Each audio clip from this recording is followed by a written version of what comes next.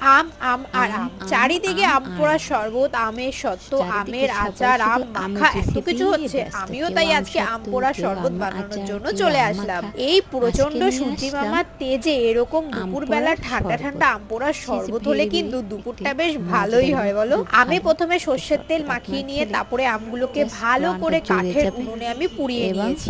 এরপর খোসাগুলো ছাড়িয়ে আম থেকে আমের সমস্ত পাল্প বা আমের মাংসটাকে বের করে আমের আটিটাকে কিন্তু ফেলে দেব। এরপর আমের পাল্প, পুদিনা পাতা, কাঁচা লঙ্কা, চিনি আর কটা হজমলা দিয়ে ভালো করে ব্লেন্ড করে নেব। পরিমাণ মতো চিনি আমি আগেই দিয়ে ফেলেছি, এর জন্য চিনিটা নেক্সট আর ইউজ করিনি। তারপরে ভালো করে এই ব্লেন্ডটাকে জলের মধ্যে মিশিয়ে তাতে পরিমাণ মতো লবণ দিয়ে দেবো, আর দেবো অল্প একটু চাট মশলা আর একটুখানি লঙ্কার গুঁড়ো। আরিফ বলেছে চিকেন তন্দুরিটা দেখে খেতে ইচ্ছে করছে, একদিন বানাবো, অবশ্যই বানিও। আর কল্যাণী থেকে নিকিতা বলেছে আমার ভিডিও দেখে সেও ভিডিও করা শুরু করেছে। Thank you so much Nikita. আমাদের আম পোড়ার শরবত কিন্তু একদম রেডি, চলো খেয়ে নি, টাটা।